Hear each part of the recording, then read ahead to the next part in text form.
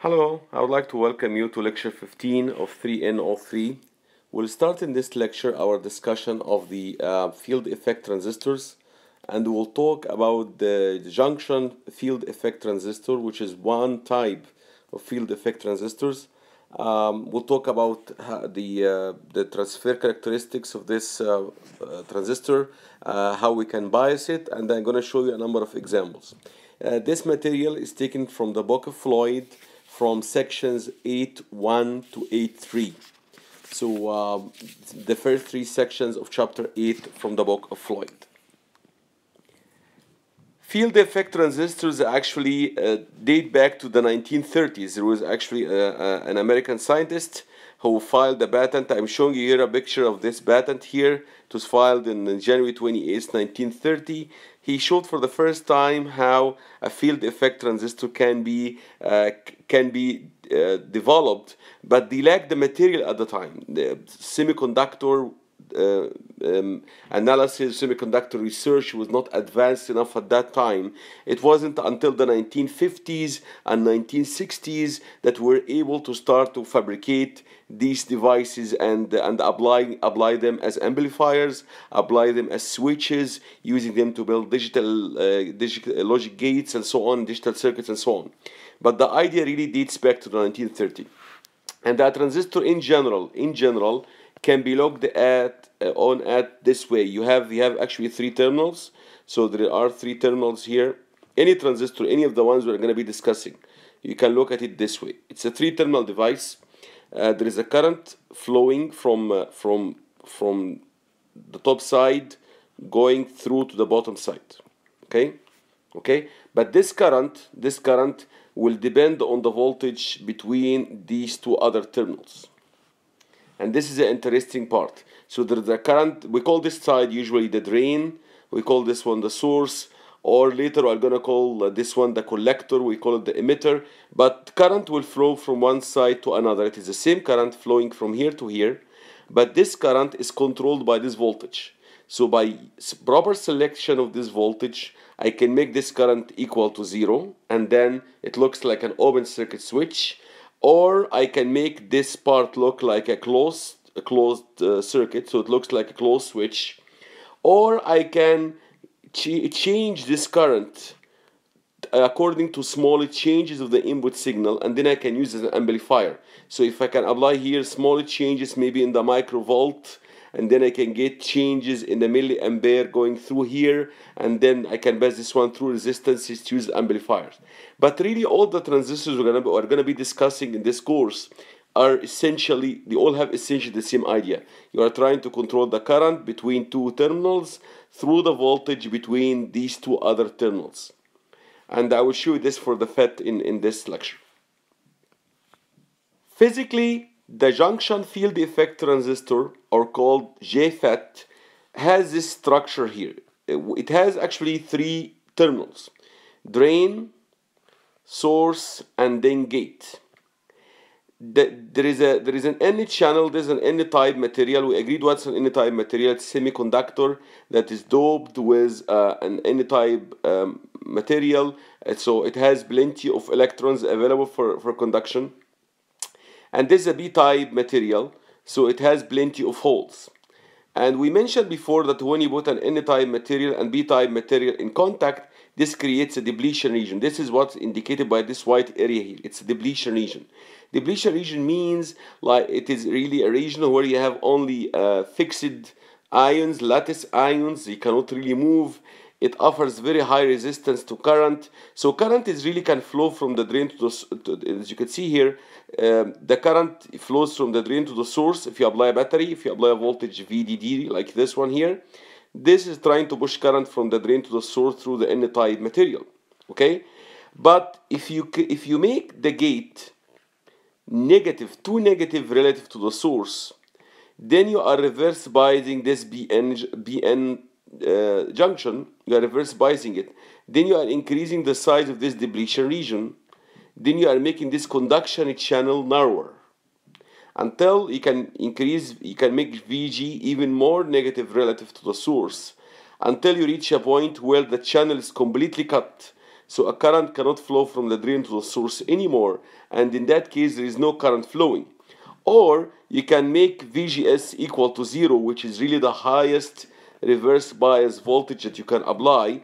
In that case, the size of the depletion region will be small. This means that more current, there will be more room for currents to flow, and then ID, the drain current, will increase. So this is in essence how the JFET called, and that's why they call it junction field effect transistor, because it's based on this BN junction. By making the gate more negative relative to the source, you are reverse biasing this BN junction. This is a BN junction here, and the gate actually is connected to this side and that side as well. But for ease of drawing it, we simply draw the gate connected to only one side. But actually the gate is connected to this P-type material and this B-type material as well. So it's and this is also a planar representation of the JFET, while the JFET is actually a three-dimensional device. So by making the gate more negative relative to the source, you are making the B-type material more negative relative to the N-type material. Then you are even increasing the reverse bias of this BN junction. Then you are making the size of the depletion region increase. And when this happens, the size of the conduction region, this N-type conduction channel, decreases, so this reduces the current. So the way to increase the current is to make the depletion region smaller, meaning to make the gate, to increase the value of the gate relative to the source, and the highest one we can apply here is VGS equal to 0. So when the gate and the source are shorted together, this is the highest we can apply. So this is in essence how this one works. So how does it work on amplifier? If you apply small changes to voltage between the gate and the source, this will modulate the type of the size of the depletion region, resulting in a change in the drain current. This is called the drain currents flowing from the drain to the source in this loop here. And this change in the current, because you have significant resistance here, can create a significant change in the voltage of the drain. So by doing that, you can simply amplify small changes of the voltage. Okay, so this figure shows you what I explained earlier. You bias this transistor by making the gate to source BN junction reverse biased. So you connect the gate to the negative side of a battery, and the source to the positive side of the battery. While to have the current flowing from the drain to the source, you have to make the drain more positive than the source. Okay, so current is flowing in this direction, it's flowing from the drain to the source. We call this current I drain, ID, I subscript D, or it's sometimes IDS, I drain to source, current from the drain to the source. Now notice if this is a certain value for VGS, it's a negative value. You are making the gate more negative than the source. Then you have a certain size of the depletion region, so you have this voltage VDD. A certain current will flow in this circuit. So this circuit is flowing. Remember that all the current will flow from the drain to the source. Nothing really will flow from the drain to the gate. Why? Because this is a reverse bias BN junction, and if you remember, a reverse bias BN junction allows very little current to go through. Ideally, it is 0. So all the current flowing in the drain, we usually assume that it also continues to the source. Now, if you increase the reverse bias here, so you make the gate more negative than the source. So I increase the value of this voltage, so I made the source more positive relative to the gate. You can see this is the readings of the voltmeter. What's going to be happening? The reading of the ammeter, which measures the current flowing in this loop, the reading goes down. And the reason is that you can see the size of the depletion region, the white area here, increased from here to here, making the conduction channel narrower and thus offering more resistance to the flow of current. So this is really a variable resistance, but it's controlled by the voltage between the gate and the source. Now, you can do the opposite, of course. You can make the gate less negative with respect to the source. So I can reduce this voltage. So the reading here on this voltmeter will go down. So this means that this BN junction is reverse biased but not the same voltage. So the size of the depletion region will go down, meaning that the size of the conduction channel from the drain to the source increases, so more current can now flow in this loop. Okay, so it all boils down to the way the gate to source voltage adjusts the size of this conduction channel that we have. If you make it narrower, then the drain current will go down. If you make it wider, then the drain current will increase, as you can see here from the readings of this emitter. As we have seen before for diodes, we have the physical structure of the BN junction, but we have the circuit symbol. The circuit symbol of a JFET transistor, which consists of an N-type channel and a B-type gate, is given by this symbol here. So this is the drain, this is the source, and this is the gate. Okay, so the current will flow from the drain to the source. It is the same current I. Okay, and we control this current by adjusting the reverse bias applied between the gate and the source as shown here. This is exactly equivalent to the figure I've shown you earlier, but the figure I've shown you earlier showed a physical structure, while this one is a circuit symbol. There is, of course, an N-type JFET and a B-type JFET. The one I'm showing you is the N-channel JFET. So the drain and the source are both N-type material, and the gate is a B-type material. And this one is probably preferred because of it can handle higher frequencies because of the mobility of the electrons. I mentioned to you earlier that the N-type material will usually have a higher mobility than the B-type material. This is why this one is the one we're going to be focusing on here in this case. Also, one other thing I would like you to remember, the highest voltage the gate can have with respect to the source is 0, because we need this junction to be reverse biased. This junction is also reverse biased, okay, because this is also N-type and this B-type. But because usually the drain is connected to a higher voltage than the source. Usually the source is grounded, so the highest voltage we can get to the gate relative to the source is 0. But usually the gate is negative relative to the source. Okay, if you try to plot how the current is changing when you change the voltage VDS, the voltage between the drain and the source, keeping VGS as constant. So here what you do, you fix the gate to source voltage and you only change the drain to source voltage. You change the other battery. And I'm showing this curve here when VGS is equal to 0. You see something very interesting. You see when there is no voltage applied between the drain and the source, no current is flowing. Okay? You start to increase the drain to source voltage, the current will start to increase in a linear way. We call this region the ohmic region, and you can see why it's called the ohmic region, because it looks pretty much like this curve looks like that of a resistor.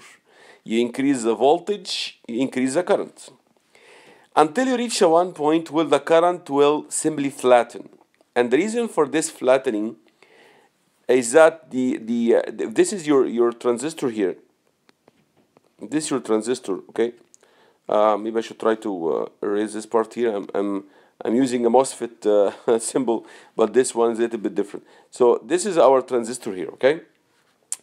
So if you start to increase the voltage VDS, you are increasing the voltage between the drain and the source, so you're actually increasing this voltage here. Okay, I'm increasing this one while keeping these two shorted. I'm shorting the gate and the source. What will happen is that this is also a this is an NB junction, correct? This is N-type material, this is B-type material.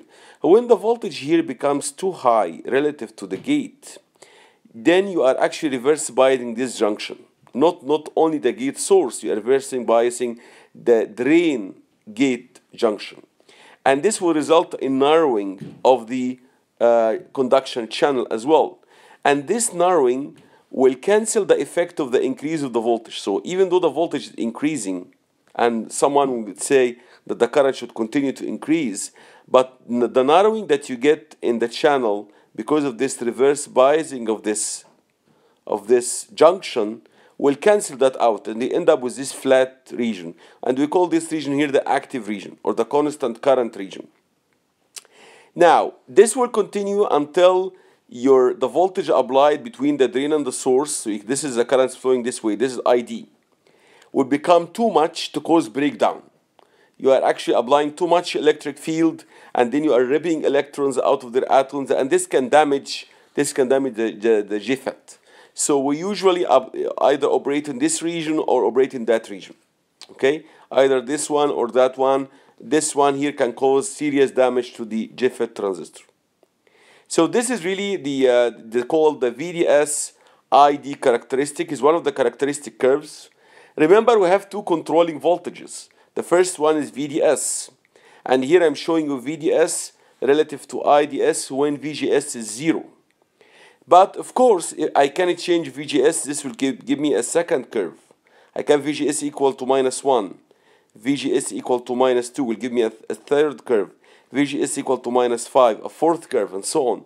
So we have here two controlling parameters, VGS and VDS, and the ID is based on them. Now, two things I'd like to mention before I move on from this slide.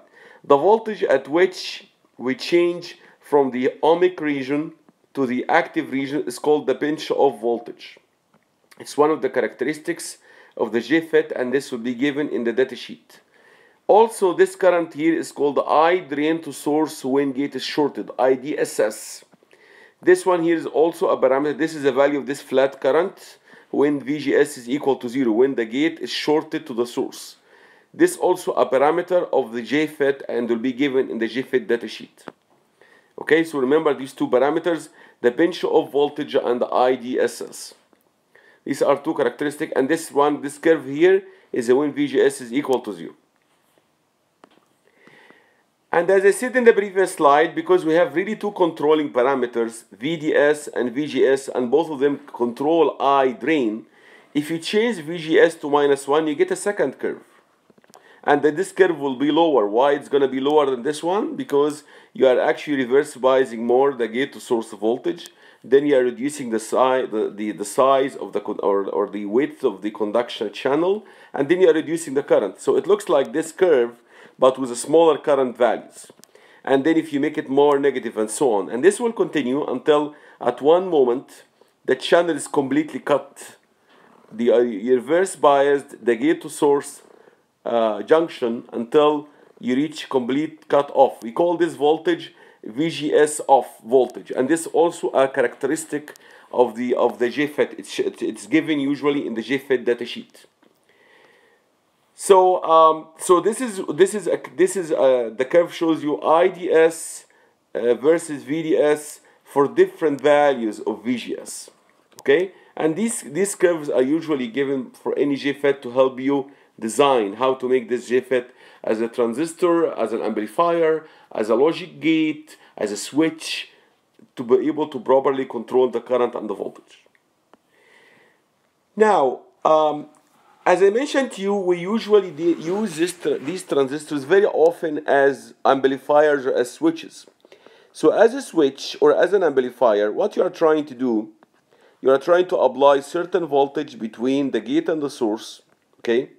And then you try to control the current flowing from the drain to the source. So this is called a transfer curve. You are trying to plot here the value of the current ID versus VGS. How? By changing VGS, I'm changing ID. Okay? And this curve, of course, will be different for different VDS. But here we let VDS be determined by the rest of the circuit. Okay? This curve, this was done by many companies or many researchers. They plotted this curve for actual devices, and they found that it can be approximated by a quadratic equation. So they found that this is the expression for this current. So the current flowing from the drain to the source will depend on the gate to source voltage using this quadratic equation. So when VGS is equal to VGS off, this number becomes 1 and the drain current is 0. So we are at this point. VGS off, remember, is a negative number. It's a VGS voltage where the conduction channel is completely cut. Now, if you reduce the reverse biasing, then more current start to flow and so on. So now, if you make small changes to the VGS here, this will result in some change in the drain current, and this is how we can create an amplifier. So this is the basic idea of an amplifier. You pick a point here, and then you apply small changes to VGS, and these small changes, because of this quadratic curve, can result in large changes in the current. Okay, and we define that using something called transconductance. Transconductance relates the changes that we get in the current relative to the changes we get in the input voltage, the VGS. So we usually have very weak signal, and this very weak signal must result in large current changes. So as I said to you, we need to now to define this transconductance. At any point, this transconductance is not a fixed number. It simply shows you for any VGS, if you change VGS by a small number, what's going to happen to the change in the current. And we need this one because this is what we need in amplification. This of course you can get it from the previous transfer function. You can differentiate ID relative to VGS, and they found out that it's given by this one, that this transconductance is equal to the transconductance at 0 multiplied by 1 minus VGS or VGS off. What is transconductance at 0? It is really the slope of this curve at this point. It is this slope here when VGS is equal to 0. Okay, so the slope at any point here, the slope at any point along that curve, if you pick any value of VGS, you can find the tangent. Okay, the slope at any point here is related to the original slope at VGS equal to 0 by this expression. And it's not that difficult to see that this original slope is given by 2 IDSS modulus divided by the modulus of VGS off. You can get it from the previous quadratic equation. So by doing that, now we know lots of things about the transistor. We are ready to start to do some calculations to find the operating point for these transistors. Okay, let's have some examples. We have a JFET that has the following parameters. VGS off is equal to minus 8 volts. So the transistor will start conducting, or sorry, will stop conducting. The conduction channel is completely cut when you apply reverse voltage of minus 8 volts between the gate and the source. IDSS, the drain to source current when the gate is shorted, is 5 milliampere. These two are parameters of the amplifier, or sorry, of the JFET. I would like to find the I drain when VGS is equal to minus 4 volts. We know the relationship governing I drain and VGS. We can start to use this relationship to drive this expression. VGS is given to us, IDSS is given, VGS off is given. We have everything that we need to calculate the current. So you substitute in this equation, this equation relating I drain to the gate to source voltage. Maybe I should add the subscript source here just to be accurate. It's gate to source. So here, this one is given VGS off is minus 8 volts, so substituted here. IDSS is given as 5 milliampere. We said that we are looking for the drain current when VGS is equal to minus 4. So this ratio will give you 1/2. So this will give you minus 1/2. It's 1/2 squared. So it's 1/4. 1/4 by 5 milliampere. You get 1.25 milliampere. So you can see the current now. Of course, it is going down because the highest current that you can get is the current really when the gate to source are shorted out. This is the highest one we can get. This is IDSS. Okay, and then the current start to go down. The current we calculated is somewhere here at this point. Okay, let's take a look at second example. When VGS of a FET changes from minus 3.1 volts to 3 volts, the drain current changes from 1 milliampere to 1.3 milliampere. What is the value of the transconductance? Transconductance, by definition, it is the ratio of the change in the output current relative to the change in the input voltage. And the input voltage is the one applied between the gate and the source. And the output current is the current flowing from the drain to the source, IDS, or what we call it ID. These already are given to me. The voltage changed from minus 3.1 volts to minus 3 volts. The current changed from 1 milliampere to 1.3 milliampere. This is the initial value. This is the new value. This is the initial value. This is the new value. So I can simply say the transconductance by definition is this current minus this current divided by this voltage by this voltage. This by definition for this value of the VGS. So this is how the curve looks like. This is a curve of the JFET. At minus 3.1, we got this 1 milliampere. When we increase the voltage to only minus 3, we got 1.3 milliampere. Of course, the transconductance by definition is this ratio divided by this ratio. So it is equal to delta VGS divided by delta ID. Delta VGS is the new value minus the old value. And the delta ID is the new value minus the old value. This gives me 0.1 volts. This gives me 0.3 milliampere. If you divide them, you get 3 milliampere per volt. Okay, so you can cause a change of 3 milliampere for every change of 1 volt at the input.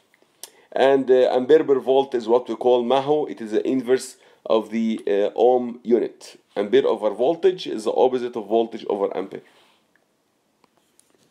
Now we need to discuss the biasing of a JFET. What do you mean by biasing of the JFET? Biasing of the JFET meaning determining what will be the values at DC. We don't have any AC signal applied. Remember, we use this one usually as amplifier. For example, this circuit here, if later we're going to be using it as an amplifier, we'll connect here a capacitor and then we apply a sinusoidal signal, and then we take the output from here, and then this will be an amplified version. The output that you get here is an amplified version of the input you apply here. So this is the DC part of the circuit. These two capacitors are usually selected to represent short circuit at this specific frequency. So you have very little ohmic impedance, okay? They are called coupling capacitors. They allow only AC to go through and the blocking DC. So we would like to select the parameters or the resistances of this circuit to create a certain transconductance. This is really our target. I would like to create, to bias this transistor so that I get a certain value of the transconductance. So I have to select RD, I have to select RS, I have to select RG to guarantee that. Okay, so my target is select the proper value for ID flowing here by imposing certain condition on the circuit using RD, RS, and RG. The first approach for biasing the JFET is called self-biasing. You don't apply any voltage to the gate. You simply, I'm talking about DC. This is the AC, we'll talk about this later. You simply short the gate to the source through this resistor. And remember here, there is no current flowing into the gate. Why there is no current flowing into the gate? Because this is a reverse bias junction, and this also a reverse bias junction. So, for no current really flows, very little. It's actually tiny current. We ignore it usually. So practically no current flowing here. If there is no current flowing here and this is RG connected to ground, means that the gate is really connected to ground. This means that the gate is really shorted to ground here in this case. Okay, but because you have this battery, a current will be flowing from the drain to the source. So this current will flow in this way, and this current will cause the source to have a positive voltage relative to ground. So this junction is indeed reverse biased. Okay, let's take a look at one example. This is a self-biased JFET. We were told that the drain current is 5 milliampere. Would like to determine VDS, the voltage between the drain and the source, and VGS for this circuit. Okay. If I know the drain current, this drain current will flow through the drain and then through the source to ground. Okay, nothing goes to the gate. Here the gate is is really connected to ground, no currents flowing in, then the gate voltage is 0. The gate VG is 0. Okay? It's 0 relative to here. It is 0 relative to here, okay? Not relative to the source. I'm talking about VG, not VGS. So this point is really ground, it's 0 voltage, so it's really as if it's shorted to here. Now, I know ID, then I know what is the voltage here. The voltage here is simply equal to 15 minus RD ID. I know also what is the source voltage. The source voltage will be equal to ID, this current here, multiplying RS, which is 470 ohm. Then I know the source voltage, I know the drain voltage, then I know what is VDS, it's VD minus VS. I know what is VGS, it's VG minus VS. Then I know all the parameters of this circuit. So this is the analysis I explained earlier. No currents flowing into the gate. The drain current will flow through the device, through the source. Then VD is equal to 15 minus 5 milliampere multiplied by 1K. If you do this calculation, it's equal to 10 volts. The source voltage is the voltage here is equal to the current flowing here multiplied by 470 ohm. This current is the same as ID because ID is equal to I source, the source current. It's 5 milliampere. If you multiply them, you get 2.3 volts. Then what is VGS? VG is 0, VS is 2.35, then VGS is 0 minus 2.35 is minus 2.35. What is VDS? It is VD minus VS. So it is equal to 10 volts minus 2.35 or 7.65 volts. Very simple calculation. This is called self-biasing because we don't apply any voltage to the gate. The gate is simply grounded, connected to ground through a resistor. Another approach for biasing a JFET is simply by using a voltage divider. So here we have this voltage divider R1 and R2, and this specific circuit we'll see it over and over again. We'll see it in MOSFETs, we'll see it in bipolar junction transistors, very common circuit used to bias transistors. So what you do here, because there is no current flowing into the gate, the whole current flowing from the supply voltage will go through these two resistors here. So the voltage at the gate is simply equal to VDD multiplied by R2 over R1 plus R2. Okay? So by changing R1 and R2, you can give the gate whatever voltage you want from 0 up to VDD. So you can really control VDS. So by controlling R1, R2, RS, and RD, we can control the current ID, and then we can control the transconductance. And the transconductance is what we need to do amplification. Transconductance changes from one biasing point to another. This is why we have to enforce certain bias conditions. We have to guarantee certain DC value for ID, certain DC value for VGS, certain DC value for VDS to be able to get the amplification we're looking for. Later I will show you that if you connect here a capacitor and then you apply a very small signal here and then you connect a capacitor here, you will see that the small signal applied at the input here will actually appear amplified at the output. It looks way stronger at the output. Okay, and this is because we bias the transistor properly and then we manage to get the proper value of the transconductance. Okay, this is an example of how to calculate do the analysis for this biasing through this voltage divider. So here we would like to determine the drain current, so the current flowing from the drain to the source, this current here, okay? And VGS, we would like also to determine VGS, the gate source voltage, if VD is equal to 7. So we say we are going to design VD to be equal to 7 at DC. So the AC, if you apply an AC signal, the voltage at the output will be oscillating around this 7 volts, okay? Now, if VD is equal to 7, then I know what is the current flowing here, because the current flowing here will be equal to 12 minus 7 over 3.3 kilo ohm. Then I know what's ID. I know what's the current flowing here. This current, the same current flowing here. If I know what's ID, then I know what is VS. VS is simply equal to ID multiplied by 1.8 kilo ohm. Then I know what's VS. Do I know the gate voltage? Yes, I know the gate voltage. Because this is here a voltage divider. This is 1 mega ohm. This is 6.8 mega ohm. Then the gate voltage is equal to 12 volts multiplied by 1 mega ohm over 1 mega ohm plus 6.8 mega ohm. Then I know what's the gate voltage. Then I know what is VGS. I know what is VDS. I know everything about this circuit. So these are the steps I explained to you earlier. You know, this is 7 volts. You know what's the current going here? It's 12 minus 7 over 3.3 kilo ohm. You end up with ID equal 1.52 milliampere. If I know this one, then I know what is V source. What is the voltage here? Because this current will flow as well through the source. So it's equal to 1.8 kilo ohm multiplied by ID, which is 1.52 milliampere, as shown here.